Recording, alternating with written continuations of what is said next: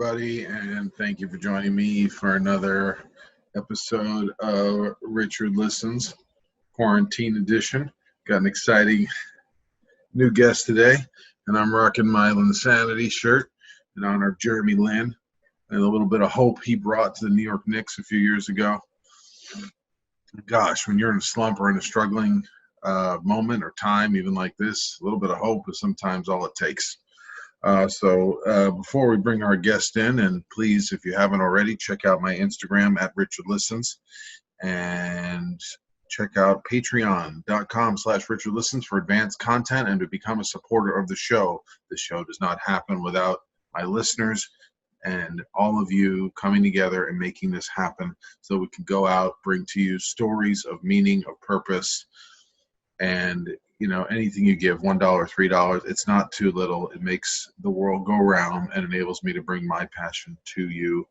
So thank you for letting me walk the walk so I can be the best version of myself for my listeners. Today's guest is Mr. Steve Graef, who is a former Ohio State University linebacker, former national champion of their 2002 national team. He's a gentle giant. He's, I'm sure he is on the path less traveled. He has created a platform called Mindurance for stress management, which may be the greatest tool available to you and your loved ones right now during quarantine and beyond, meant for athletes or those needing on-demand stress consultation or performance consultation with a provider in various sports and expertise domains. So without further ado, he's a psychologist, former sports psychologist at Ohio State University. You can find him on Instagram at Mindurance, MINDURANCD, and all of his other social media. Steve Graef, GRAEF. I'm sure you'll enjoy him. I know I will. I'm a provider on the Mindurance portal, self-disclosure. So hope you enjoy the show. And thanks again to our sponsors. We have Injitsu MMA classes online with MMA champion fighters. If you haven't already, check out Injitsu. And also a special thanks to Impact Dental Designs, creating custom mouth guards for your teen or professional athlete, regardless of the sport you're in. Custom designs made for you to stay protected while you perform at your peak. Without further ado, Mr. Steve Graef. How's it going, man? And may the fourth be with you, brother. May the fourth. Well, that's Star Trek. I busted out a special shirt for you today, man. I busted out a sign of hope for you. Linsanity, look at that. Sometimes you just need a little bit of hope. Oh. That's all it takes, right? I'm tying it all in. Star Wars, quarantine. We just need a little bit of something. That's it, man. Thank you so much for joining us today. I'm blanking on the Great White song. We all need a little shelter. Cinderella. We all need a little shelter. We got plenty of shelter. We need less shelter, actually. We all need a little less shelter. Now I'm seeing what you were listening to in the locker room in high school right now. You're revealing. Yeah. It wasn't, right around then, right? High school, college.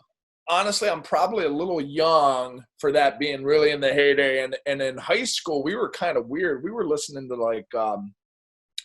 we did like the Limp Bizkit, the Pantera stuff. But then we would celebrate with Backstreet Boys. Like it was just, the adolescents were just kind of like fucking around. Yeah, Backstreet Boys back then, right? They towed the line really well, right? They really did, and kudos to management on that to find a way to kind of cross the gap. And then probably more just straight up kind of metal in college and such, but totally love that 80s rock, the Motley Crue, the Poison, the Cinderella. And actually, I looked up your office. It looks like, 2.5 miles from Sunset.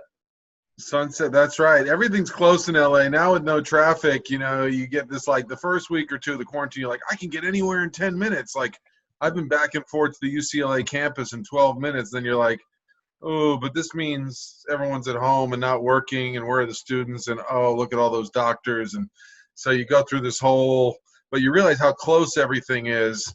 You're 7 miles from the beach, and everything is so accessible.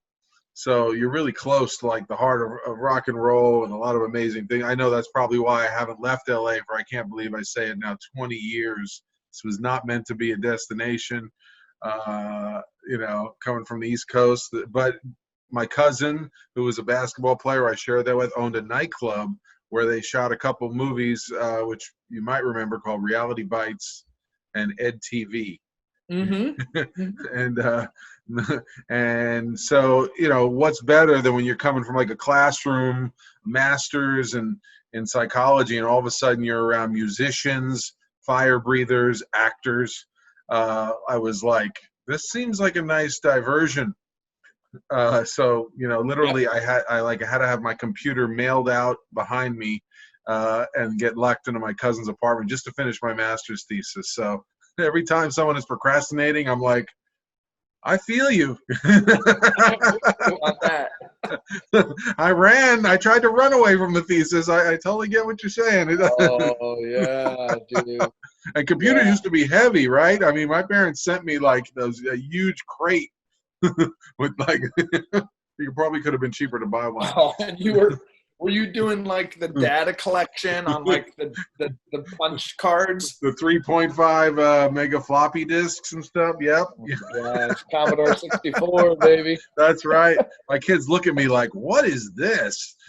Dad, what are you talking about? Well, I just got finished. California is one of those places that I haven't spent a lot of time in.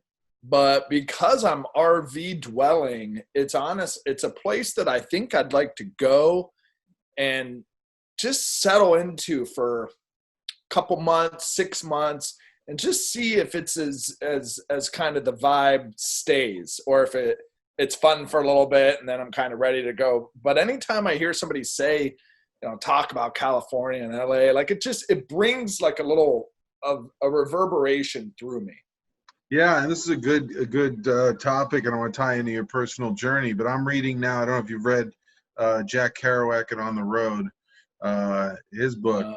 So I just picked up, I'm in quarantine. I keep looking at my shelf of the big books that I haven't finished, and I'm like, it's like a challenge taunting you. So I opened up Town and the City, and all of Jack Kerouac's books are about the journey. Like, they're on the road, so the people you're with, who you meet. And even if it's like a night or two or three, it's like all about the interactions and very rich descriptions about the quality of people and the beauty of places they go and the wind. Everything is really described amazing. And you get this, a lot of his stories are like Big Sur and going up the California coast. And it's so, romantic. And if you can really enjoy it, and do, like, I know you're a big fan of Tim Ferriss and the 4-hour work week, and really be able to take in how beautiful California is, it would be such a real gift, because the weather obviously is unparalleled, and some of the sights, and you go from, San Diego. I don't know how people work in San Diego. Like, everybody there seems to be like a triathlete. They're just like, just running successful corporations while like running 22 miles and hopping in a kayak. You're like, I don't, yeah, what am I missing here? Right. That's why I get, yeah. You hope, I guess that's why their baseball team isn't that great. They're kind of like, even if we lose, like, life is great. Our BMIs are still under 20. That's right. Yeah, exactly. We've got 3 other sports we're working on. That's right. So how did you come to this evolution from, athlete to, right? This is opposite for you. Being in quarantine is like, you can't move and travel about the cabin. How did you find yourself here? I mean, now going from athlete to starting Mindurance. I read a little bit to our audience and listeners on the intro, to being in an RV and trying to explore and still run a company, and now stuck in quarantine. Well, I'll give the chronological breakdown, and feel free to interject. I guess I'll give the short version, and then I can deep dive with a little more Jack Kerouac detail as necessary. There you go. And depending on the type of listener, I could really deep dive into some stories as necessary. But well, it all started in Northeast Ohio. So I was born and raised about 45, 50 minutes south of Cleveland, in Akron-Canton area, LeBron country as it's known now. LeBron country, yeah. And was an all-state linebacker and a tight end, and was really successful in high school, played early as a sophomore, which was pretty rare at our school. So big fish in a small pond, but a little slow. So though I had a lot of tackles and could figure things out, those intangibles that really at the Division I level folks are looking for, I was literally kind of a step behind in. And so I was actually about ready to give up football because I didn't want to play at a Division I or Division III school or Division II or Division III school. I wanted we had a pretty good community of football watchers. But I had the opportunity to walk on and play football at the Ohio State. And so I went in as this big fish in a small pond, and then I go to Ohio State, and I'm like the pond scum on the bottom of the Pacific Ocean, right? We're like, I'm just hoping I'm like a little barnacle on the whale that's traveling south. Did they give you a message like that? Like, hey, you can practice, but you'll be lucky if you see the field? I mean, or is that just what you felt? Yeah. That's what I felt. And in some ways it was a little bit of the opposite, where you could, hey, come on down, and, there's the opportunity to earn a scholarship. So there was a little more optimism and hope. But then when I actually got down there and I met these other athletes, it was just a completely humbling experience. Like, where did you come from? You're 285 pounds running a 4.8 40. Like, how is that possible? You're faster than me. And so there was a lot of that. So it was a really tough adjustment, which I think now offers a lot of empathy as I'm meeting with athletes that are trying to adjust to the new reality of, especially as a freshman at an institution like an Ohio State or in my private practice. So I found my kind of where I was going to be on the totem pole. I was going to be a team GPA guy, so keep up that grade point average. And I was going to play whatever linebacker or defensive end we happened to be playing that week on the scout team.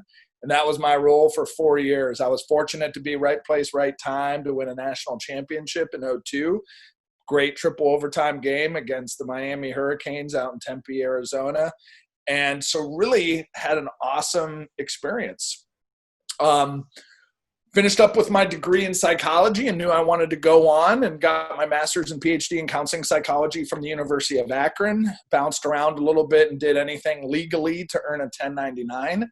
And then eventually landed at Ohio State in 2013 after an internship down at IMG to be one of the sports psychologists at Ohio State. And IMG, isn't that's a premier academy for prep school, like high school level. So the people who really want to know, they want to play collegiate sports. Correct. And they offer a variety of internships, but the internship that I signed up for was a 3-month summer internship.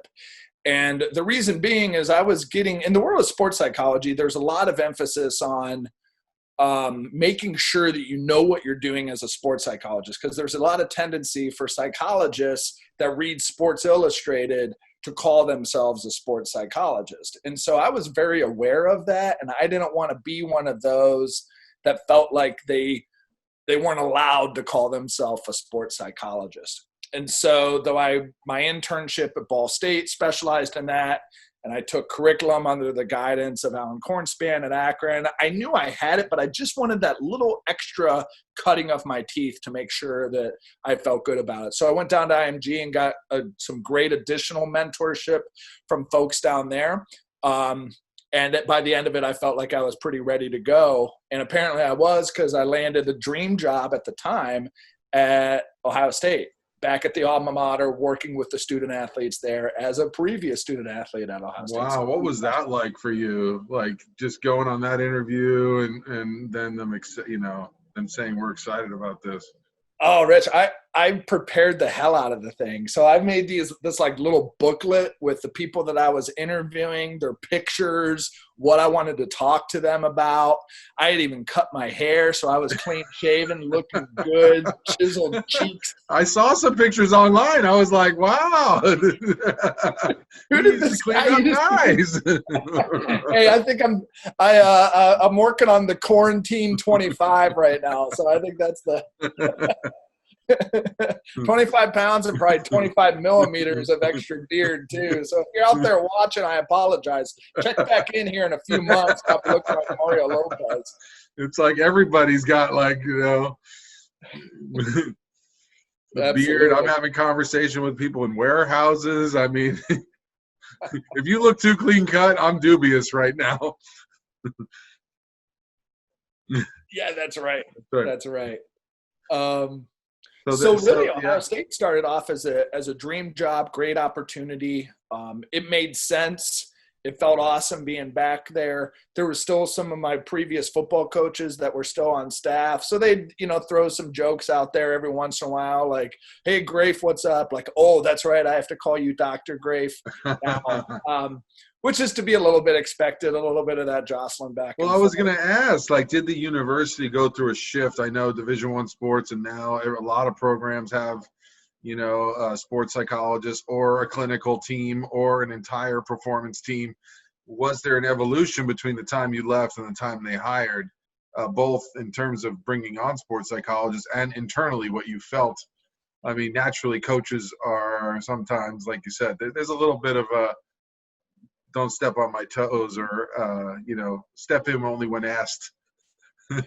Yeah, yes. And the models of sports psychological care at Ohio State had changed a few different times, starting in the late 80s, really brought to fruition with Chris Carr in the 90s.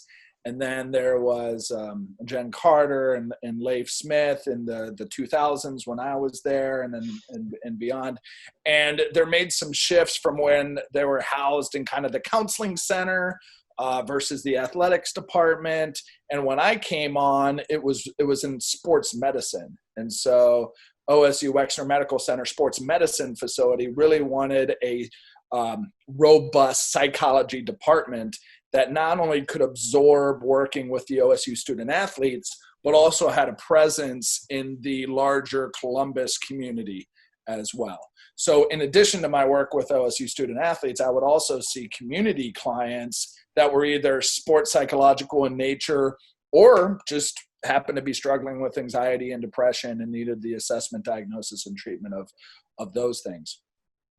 So as you might imagine, over time, I saw those two populations running into each other.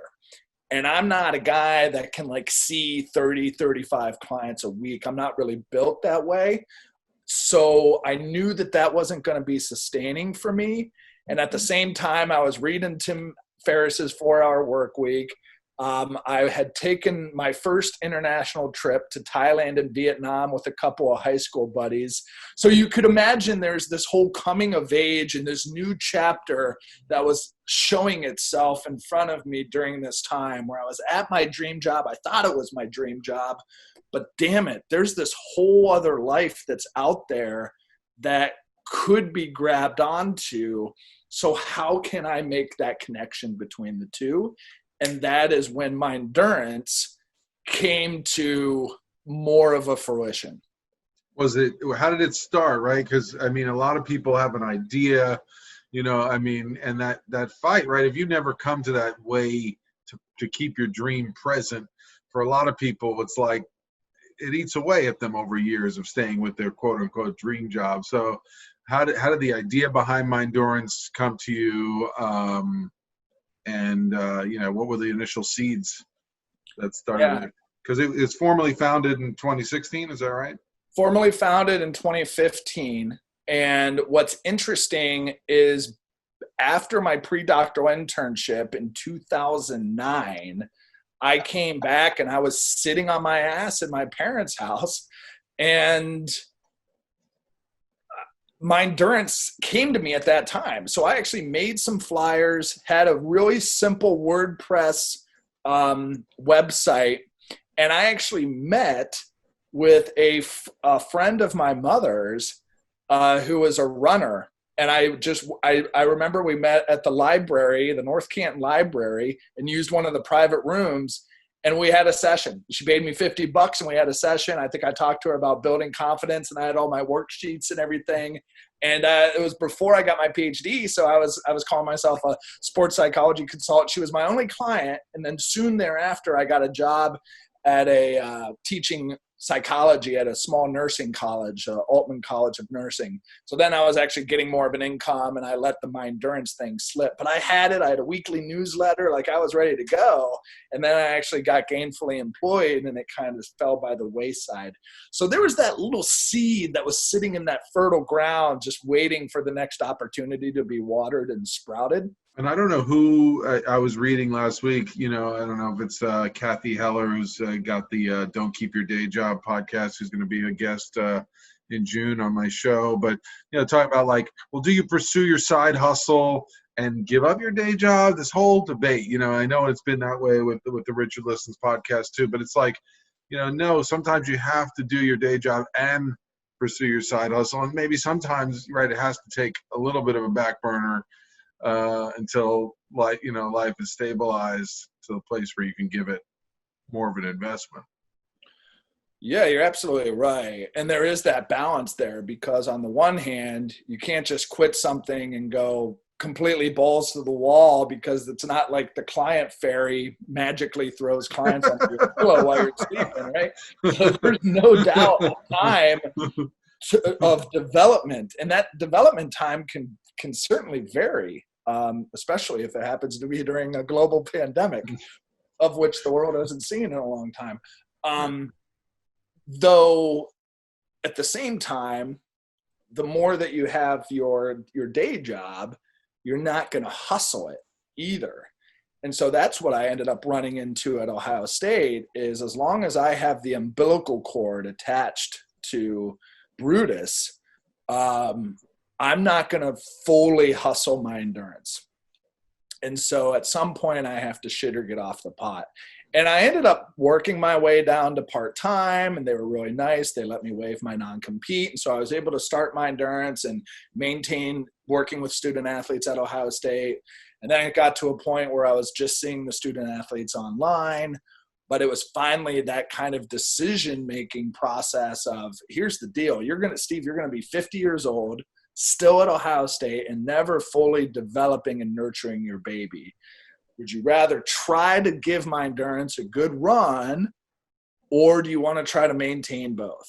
And I felt, well, I'm going to try to give Mindurance a good run and see what happens. So I finally moved on from Ohio State and are now in kind of version 3, I guess you could say, of Mindurance. So from that small first library session to an individual practice that was really just me meeting with my clients, to now a more fully scaled platform where athletes, performing artists, and professionals have an opportunity to receive telecoaching for stress management and performance enhancement on demand in a cost-effective manner.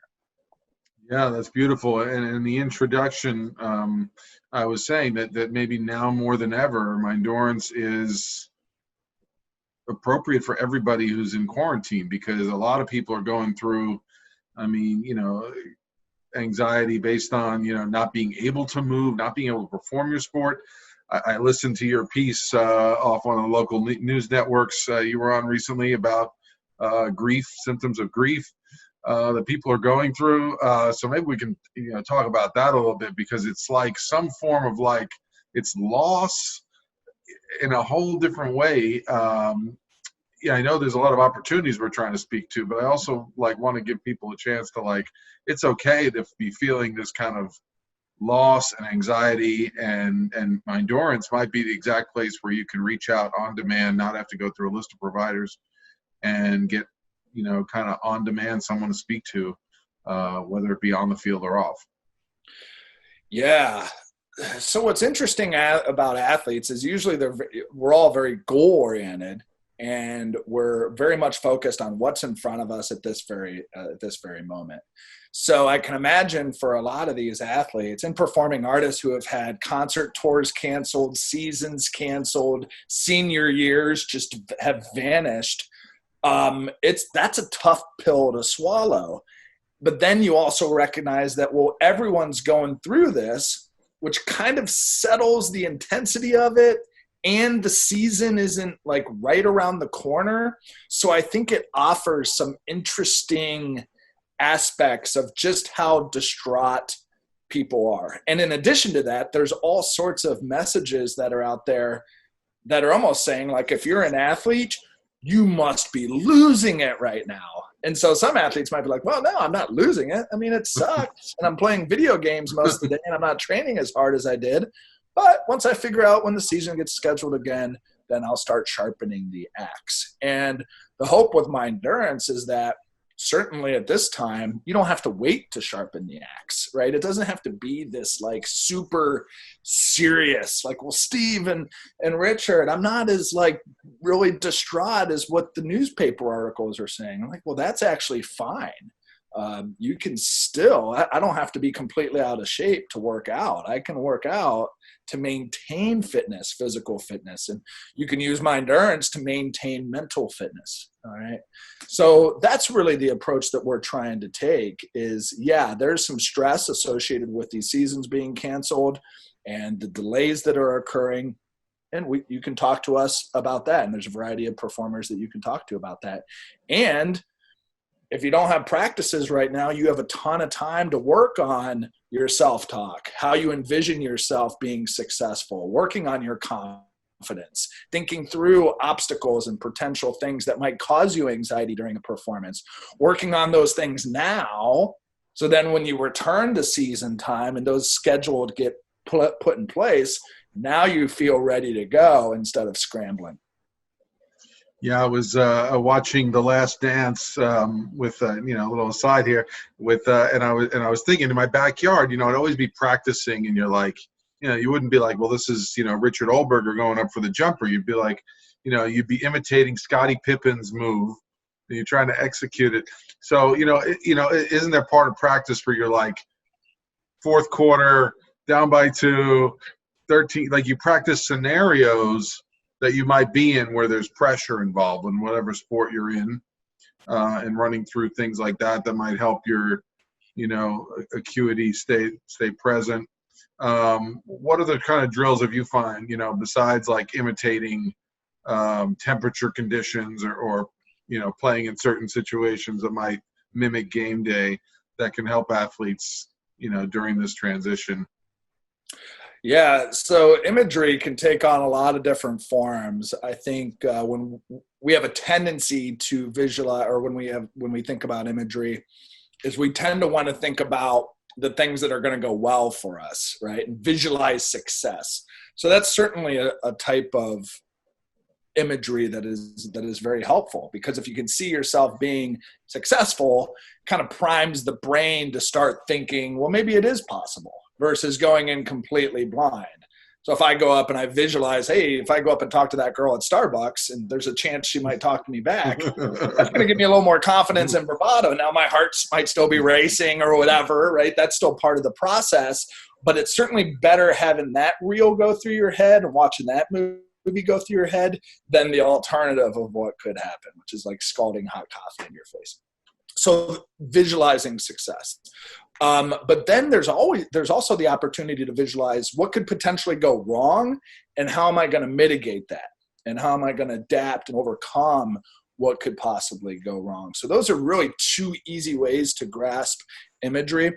And to your point, the more realistic that it could be, whether that is through your sensory experience of visualizing what it is that you see, playing audios of things that you might hear, recreating the taste in your mouth. So if you're an athlete, having Gatorade, right? And even feeling and acknowledging the taste of Gatorade that's in your mouth, having the mouthpiece in. So there's really a lot of ways to enhance that vividness. And what's awesome about imagery, it's not always super fun to just sit down for 10 minutes and picture yourself being successful or handling obstacles. but a little bit can go a long way to just start building those neural pathways of what success looks like and how I can make it happen. That's beautiful. And I don't even know what it's called, Steve, but I thought I would bring it to you because I don't often get a sports psychologist to work on me, so, but this quarantine, has kept me literally, physically still at times. I had a fever for a few days. We spoke during that point. Then came out of it at ankle injury, elbow injury, but the stillness, yeah, I'm really grateful and thankful for everyone who's been a part of that, and really appreciative for health. And I know that's part of, what this quarantine is teaching me and teaching a lot of us. But the gift of the stillness, there was a type of imagery that I experienced where, you see in the movies where like the football player goes back and sees himself at 8 years old at Pop Warner and some experience on the sun. Like I started, because I couldn't physically go anywhere, mentally, you're able to go back into like the deeper wells of where you got this appreciation for nature, maybe. So just sitting in my backyard and being around the grass and the trees, I got to have like a meditative experience with connection to stillness and gratitude. And so, I'm wondering if there's some tool like that, there's something about athletes that go into that real quiet place of love for your sport or why you play that sport. Now that we're not hustling to 6 practices and 4 games on the weekend, like at some point it becomes such a job. And you as a Division I athlete, I mean, no, I don't know how, people do that. Like that's a level of stress and performance that a lot of executives don't experience at a very young age. So how do athletes bring themselves back to a little bit of that slowness and simpleness to maintain their excitement about continuing? I think just to start, I'm a big like too easy to fail. Like, what's the simplest form of this? And the simplest form of this, I mean, it's not simple for everyone, but it's just the reminder of slow the fuck down. Next T-shirts for Mindurance. Yeah, there it is. Yeah, exactly. Insanity is slow the fuck down. And whether you go deep into discovering what it is about sport that really enlivens you, okay, maybe you get there, right? Maybe you get all Dalai Lama on yourself and can do that work, and that's fine. And for many individuals, they're not there yet. The idea of sitting down and listening to Headspace for 10 minutes makes their head want to explode into space. So the simplest form is let's just slow down 1% and see what we discover as a result of doing that. If you delay reaching for the laptop by 30 seconds or answering that text by 10 seconds or popping onto TikTok or Instagram or Snapchat by a minute and just instead slowing down and having a question of the week that you can ponder, I think is a really great start. Because to your point, very quickly sport goes from something that you love to do to something that you love to do, but more importantly, have to do. And now it's kind of who you are and have to do. And so tapping into, and I sometimes love doing the work with athletes, to tap into that young 7-year-old that was out there just kicking a soccer ball, right? And getting grass stain on his shorts. And just enjoying that and playing out the Scottie Pippen final shot or the Michael Jordan final shot and remembering that. And as you do that, hopefully it brings a smile to your face. And if it doesn't, then that's some ongoing work of what is it about that? Are those early years tainted in some type of way? And we don't have to get into that too much. But the value of slowing down and just noticing can have a profound impact on one's ability to recognize just how full and whole and comprehensive they are as a human being beyond just who they are as an athlete. That's beautiful. Really well said. Yeah. Last night I hesitated to pick up any devices, and I just put on a song, and I think it's a song they play like at the end of Good Will Hunting.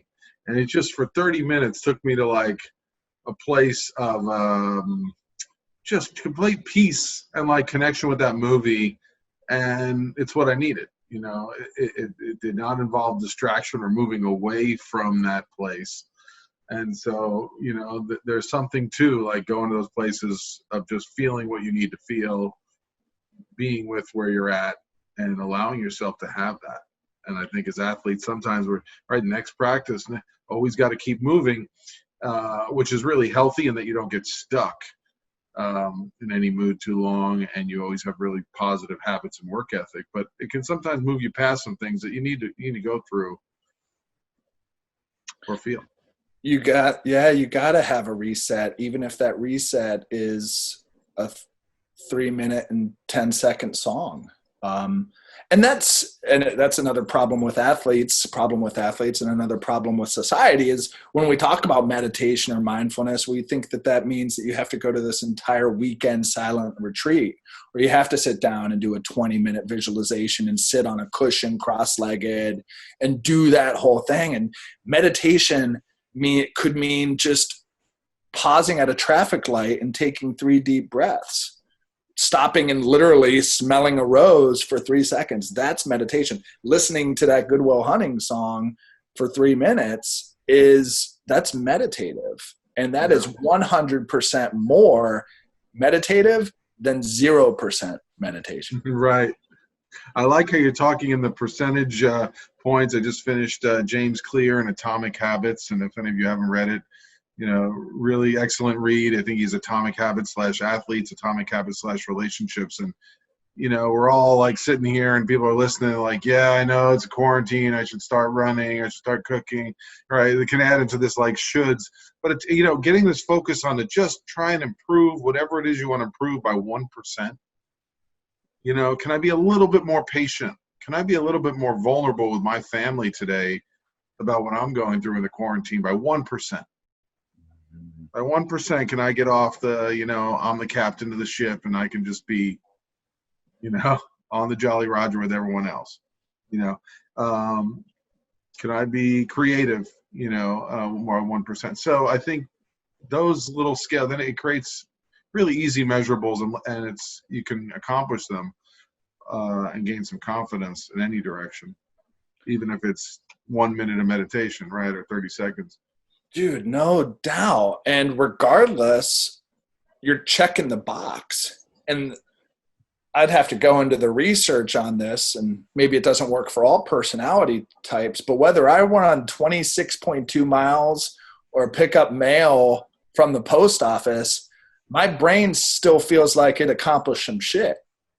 Like it got something done, you know? So even if you accomplish a really, really small task, that's still going to bring through some good feeling dopamine that increases the likelihood that you're going to get another small task, though maybe a slightly larger small task done the next time. So starting so small, and again, at the neurological level, if you look at it as building a highway and there's just a forest, well, the first time you just have to walk through it. And then you throw some dirt down, and then you throw some gravel down, and then you throw some concrete down, and then it's 1 lane, and then 2 lanes, and then 4 lanes, and it's flying by. Then there's a high-speed train on it as well, and then you have Elon Musk doing a hyper thing.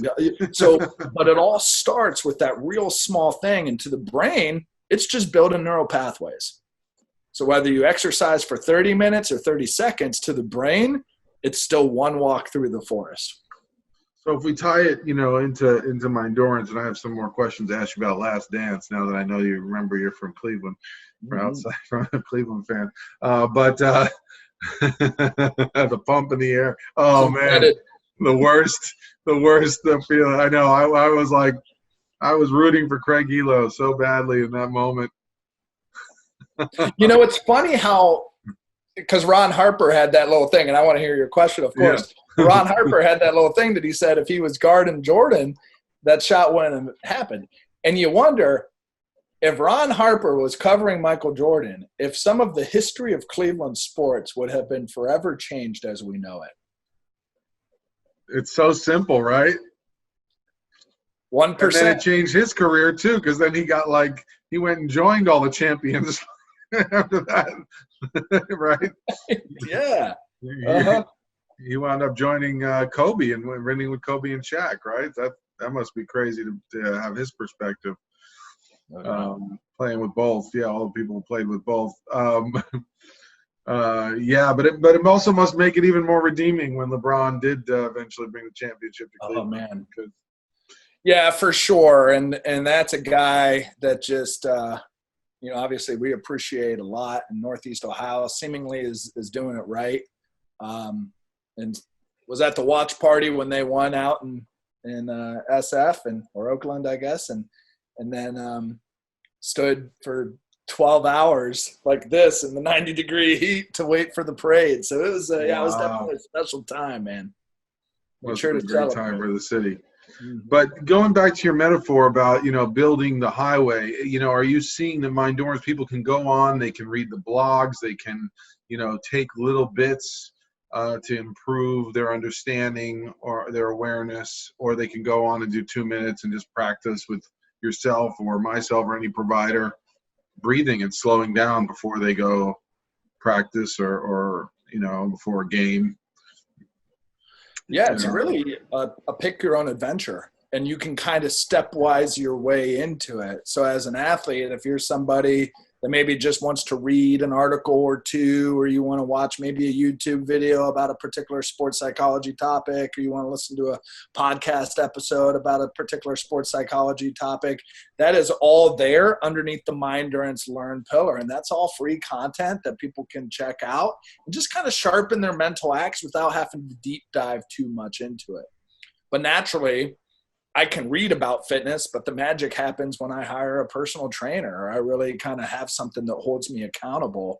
And so the Mindurance Now pillar is the service arm of Mindurance that one of the providers put this so great. It's like having a sport and performance psychologist or consultant in your back pocket that you can contact at any given time.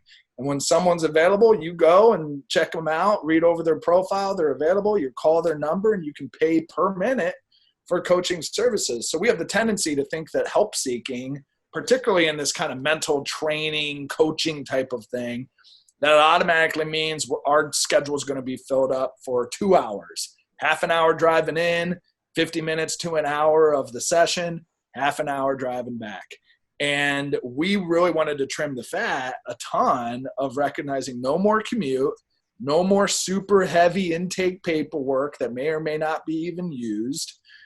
You go online, you find a provider you like, you sign up, you give them a call, and you're able to have a conversation, whether that's 5 minutes, 25 minutes, or 50 minutes. It's still available. And then you make the decision if you want to call back again in the future, or just kind of choose your own adventure and call whenever you want to. So it really makes sense for a lot of athletes and other performing artists who might be sitting in the locker room on their drive or walk or bus ride to practice, and really trying to take the stigma out of it and increasing the access associated with it. And if people develop rapport with a particular provider, there's opportunities for recurrent session.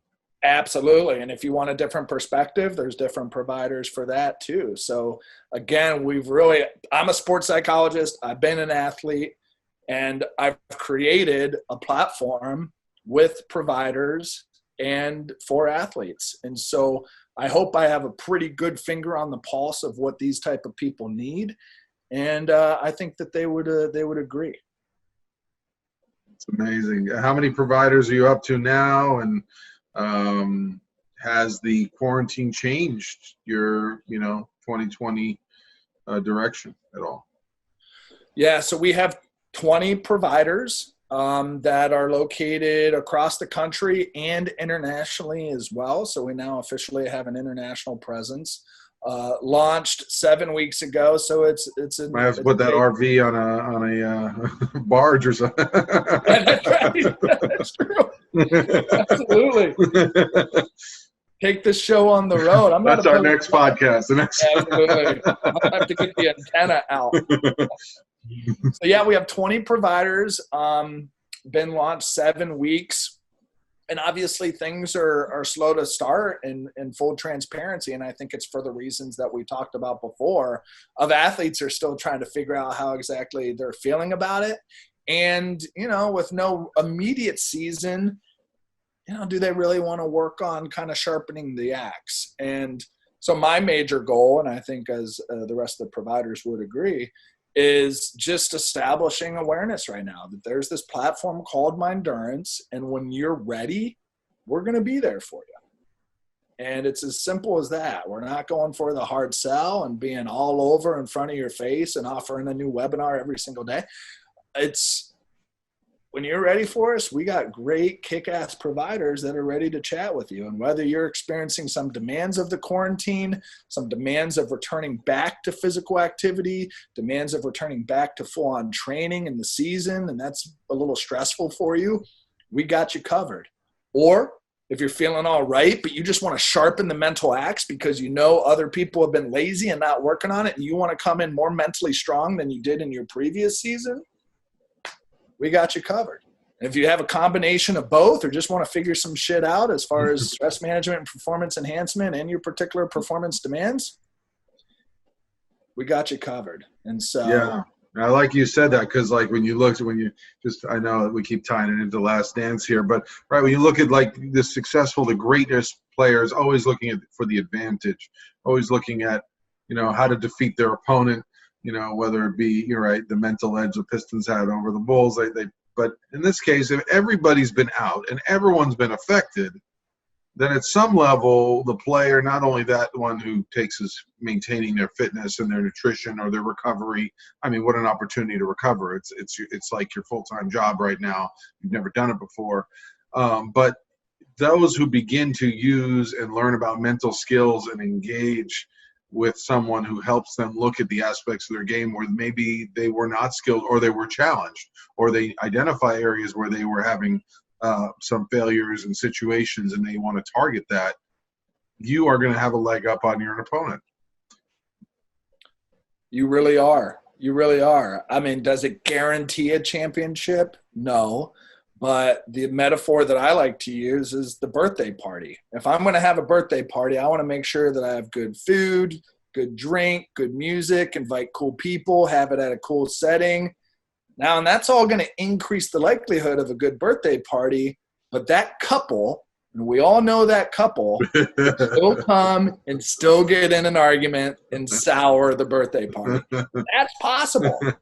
But I sure as shit would rather have good music, good food, good people, good environment, all of those things, because it's going to certainly increase the likelihood and give that birthday an edge to a birthday that doesn't have those things. And so that's the metaphor I like to use, and you're exactly right. Now's a perfect time to start birthday planning a little bit and getting a bit of that edge, right? You take advantage of physical fitness, you take advantage of sleep, you take advantage of nutrition, and the mental piece is a really important additional way to make sure you have all your ducks in a row. It's a great metaphor. I was at that party. Just cool people, man. But I mean, the same goes. I'm having the best podcast guests in April and May. I'm so excited. You have great guests, you have great topics, and then it's like how many people have come to me and been like, and then my technology wasn't working. It's like it's a whole nother level of, you got people, 5 kids in homeschool, and everyone's on the same Wi-Fi network. So it's like, I mean, there's all kinds of unique problems that will always arise, but being prepared, control the controllables. That's what, Ken Revisa used to say, right? And helping athletes focus on that. I'm hoping a lot of teams are now, are looking at what kind of teammate are you? If you're a leader, are you reaching out to every player on your team? If somebody was struggling with stuff during the season, chances are, or even if they weren't, you don't know if somebody's family member could be ill, or maybe they could just be struggling with the same things you are motivation-wise. So that's an area you could ask yourself to grow in leadership-wise. So many roles we don't even see. I had Alex Molden on the cast last week. It's going live. He's a Nike coach, former San Diego Charger, and he was talking about he was a top Division I player for Oregon Ducks, and then you get drafted to the NFL, and nobody's telling you your weakness because you've always been great. And finally, he had a coach that was taught him technique. taught them, how not to get beat on the deep ball when you're up against someone who's faster or as fast as you are. So, at some level, being ready to look at the skills or parts of ourselves that, could be developed further, that's a strength. When you start opening up to feedback. Dude, you are not kidding. And I can remember getting defensive about constructive feedback, right? Because when you grow up and you're an all-state linebacker, everything is good. Everyone's kissing your ass and such. And so when you finally get that constructive feedback back, it's a little rattling and disjointing. But the more that you can learn how to accept that and absorb that with gratitude, knowing that some of it's going to land, some of it's not going to land, is really huge. And to your point, you don't have to wait for someone else to give that to you. You too can assess your performance, whether that's in athletics or performing artists or in business or in life. What are you doing well? And what are the areas of opportunity that you can continue to work on? What helped you flip that switch as an athlete, Steve? What helped you finally go, I'm willing to hear this? Having it come from somebody that you trust and respect, I think, is really important. Age doesn't hurt the cause either. I think we soften a little bit in some of those ego edges a bit. Having a consistent voice. So with football, it's kind of constant. So you either like absorb it or it's going to just continue to be really, really annoying. And I think the manner in which it's proposed and communicated to you.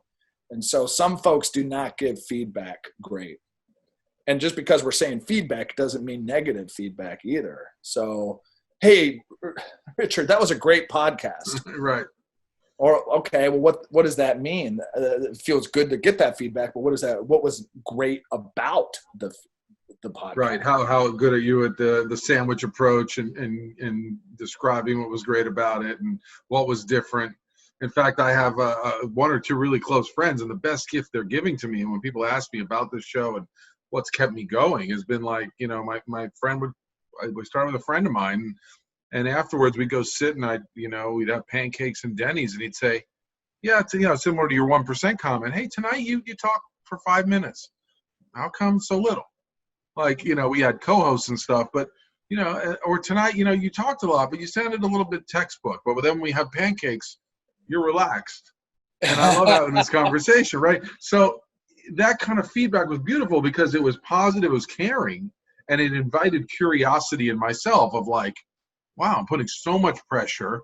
I'm trying to be, I'm similar to what you were saying, sound exactly. I want to be accepted as a sports psychologist. I want to prove that I know, but you're trying too hard. And in a way, right, you're not enjoying it. And so it's funny how like the same way I played basketball was applying to how I was operating on a podcast. So it's the feedback is such a gift. And every time you get that and someone shows you evolution, they're like, oh, I notice not only are the guests getting, they're really quality, but like the conversations are getting really interesting. And you can see now in the show notes every 5 minutes, wow, look what we covered in less than an hour. And adding more value to our listeners and people visiting the platform. There's so much in that Denny's example that could be its own 2-hour version 2 podcast version 2. Yeah, I mean, so true. And on the barge with Steve Graef.